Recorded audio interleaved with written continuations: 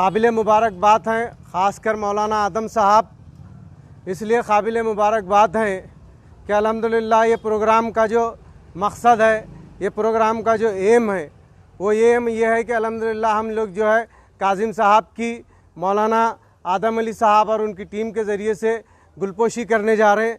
सवाल ये आता है कि क्यों गुलपोशी करने जा रहे हैं, क्या वजह से गुलपोशी करने जा रहे हैं, तो उसका जवाब ये है कि पिछले इलेक्शंस में जब भी हम देखे हैं, यानी इंसान जब अपनी फील्ड के अंदर कामयाब होता है या बड़ी अचीवमेंट्स हासिल करता है तो उसको जो है अपनी तरफ से हम खराज ख़ास कर जो है पेश करते हैं। तो इस यही मोहब्बत का जनाब काजिम बेग साहब की अल्हम्दुलिल्लाह क़यादत या उनकी क़ायदाना सलाहियतों का अल्हम्दुलिल्लाह उसको इजहार या उसका जो इस्तेमाल हुआ है पिछले दफ़ा, अल्हम्दुलिल्लाह इस दफ़ा भी इंशाअल्लाह और ज़्यादा होगा। इस उम्मीद के साथ ये प्रोग्राम अल्हम्दुलिल्लाह रखा जा रहा है। मैं आदम कुरैशी बेग साहब को आज से नए ज़माने से जानता हूँ। इनके खिदमत, इनके काम करने का अंदाज़ अल्हम्दुलिल्लाह अवाम नास से जुड़कर ये काम करते हैं। ऑफिशियली काम बिना कुछ लालच के ये काम करते हैं और करते रहेंगे इंशाअल्लाह। उम्मीद है कि आप तमाम हज़रात से मेरी पुरखुलूस गुजारिश है कि बेग साहब को जो है अपना वोट देकर इनसे अपनी खिदमत हासिल करें।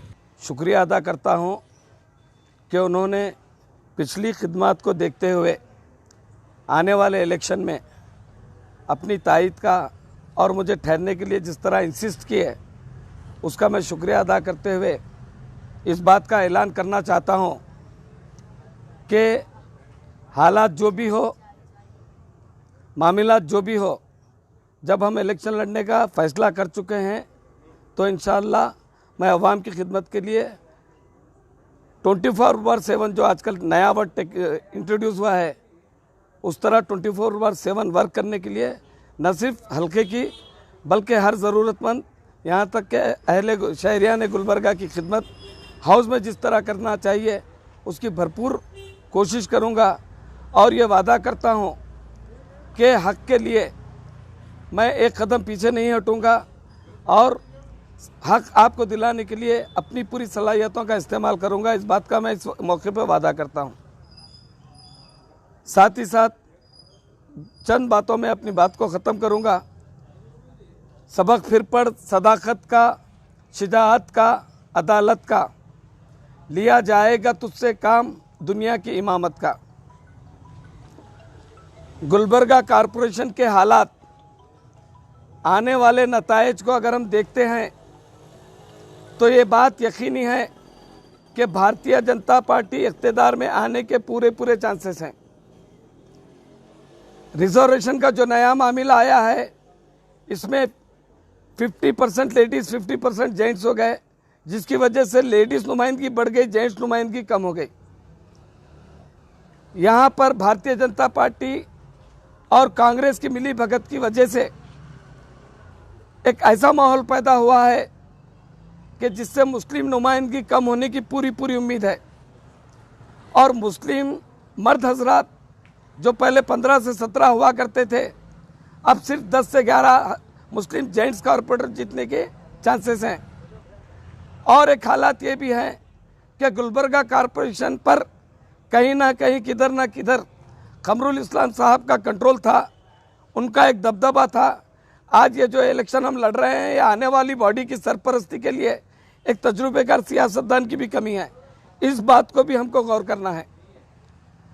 मोहतरमा को आप देख चुके, अब जो मौजूदा लीडरान हैं वो किसी भी पार्टी से ताल्लुक़ रखते हों, वो जो है ना हाउस में आने वाले नहीं हैं कॉरपोरेशन में, क्योंकि वो आने वाले असेंबली के बाद जब इलेक्ट होंगे तो उनको भी वहाँ पर हाउस में आने के जीत कर आने के बाद हाउस में अपनी बात रखने का मौका मिलता है।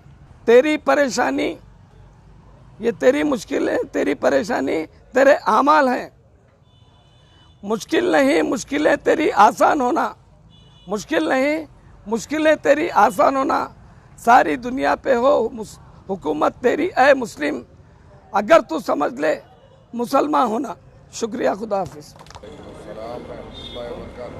काजिम बे को बहुत सालों से मैं जानता हूँ।